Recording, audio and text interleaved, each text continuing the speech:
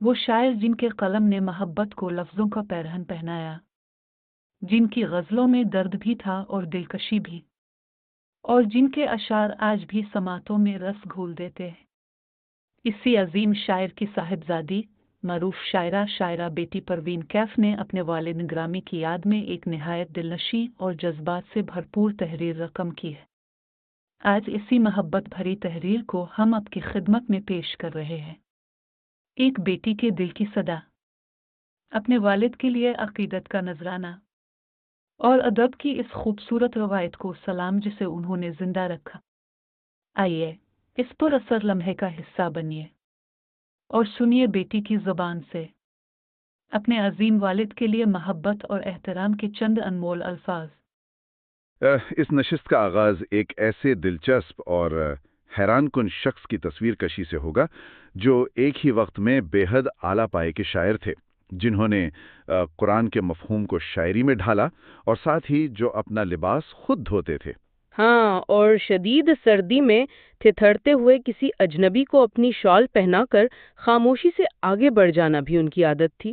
بالکل یہی نہیں بلکہ اپنی شاعری سے جہیز جیسی سماجی برائیوں کے خلاف نوجوانوں کے دلوں میں انقلاب ابھارنے والے بھی وہی تھے۔ ویسے سچ کہوں تو یہ شخصیت اپنے آپ میں ایک مکمل اثر رکھتی ہے۔ صحیح بات ہے۔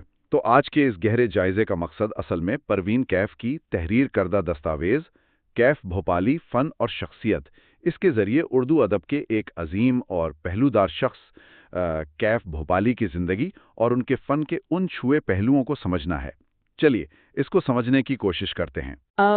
دیکھیں، اس سفر میں ہمارا مقصد محض ایک شاعر کی سوانح حیات پڑھنا یا ان کی زندگی کے واقعات کو بس ترتیب وار دہرانا نہیں ہے، بلکہ دراصل یہ دیکھنا ہے کہ کیسے ایک فنکار اپنے ارد گرد کے ماحول، عام انسان کے دکھ درد اور ایک انقلابی سوچ کو اپنے فن میں سموتا ہے۔ یعنی ان کی ذاتی زندگی ان کے فن پر اثر انداز ہو رہی تھی۔ بالکل، کیف بھوپالی کی زندگی اس بات کی تصویر ہے کہ شاعر کا قلم اس کی شخصیت کا ہی عکس ہوتا ہے۔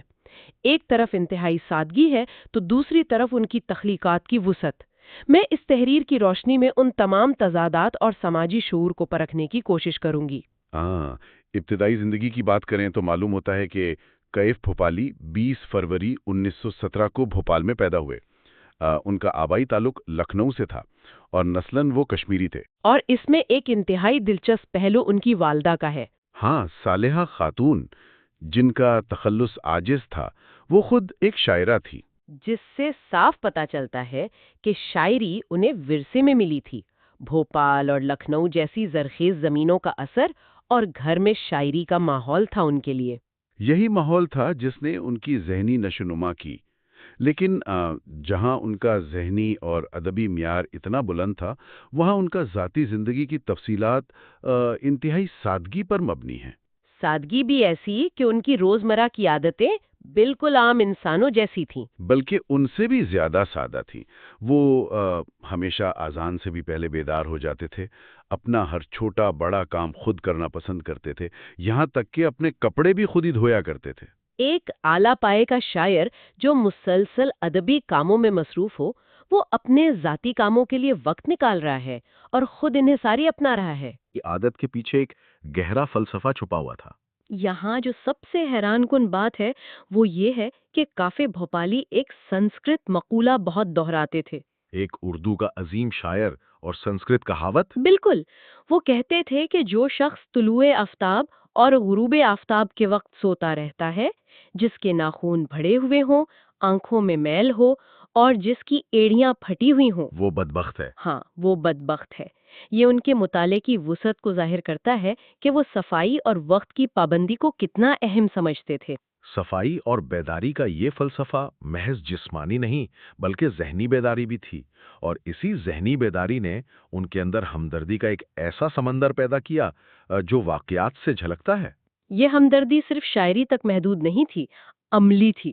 ایک شخص سردی سے لرز رہا تھا، اور کیف صاحب نے انہوں نے بغیر کسی ہچکچاہٹ کے اپنی شال اتاری، تھرتے ہوئے اجنبی پر ڈالی اور خاموشی سے آگے بڑھ گئے۔ بعض اوقات وہ دوسروں کی مدد کے لیے مخروض ہو جاتے تھے۔ کیا خلوص تھا یہ!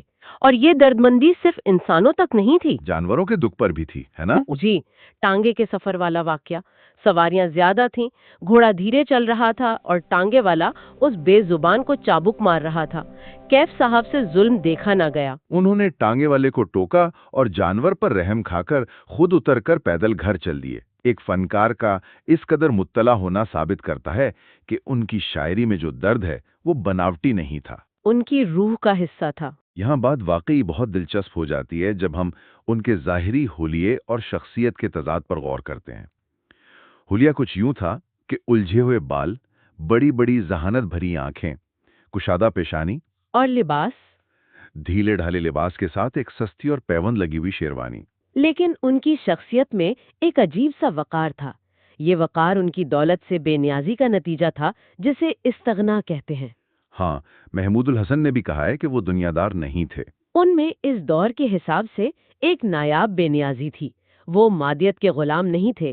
مگر جہاں ایک طرف اعلیٰ کردار تھا، وہاں کچھ بشری کمزوریاں بھی تھیں۔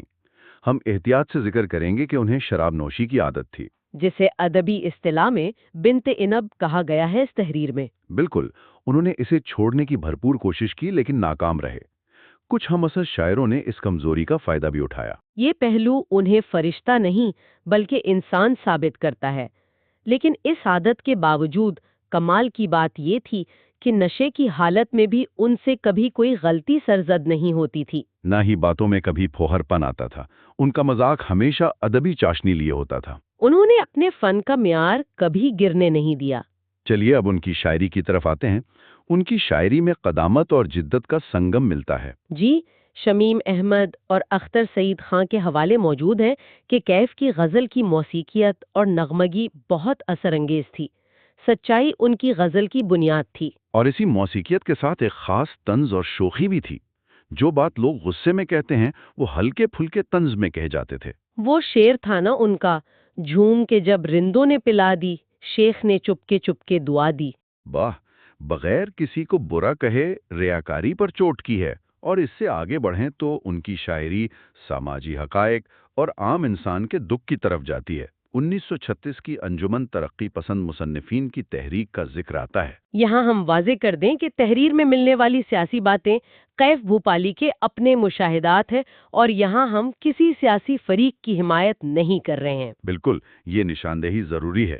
انہوں نے ریاستوں میں ہونے والے مظالم کو محض ایک حساس شاعر کے طور پر محسوس کیا تھا۔ انہوں نے عام آدمی کے دکھ کو بیان کرنے کے لیے نئی علامات تراشیں۔ جی، جیسے 4 عناصر کا آدمی والی نظم۔ انہوں نے پرانے 4 عناصر یعنی آگ، پانی، ہوا اور مٹی کو بدل دیا۔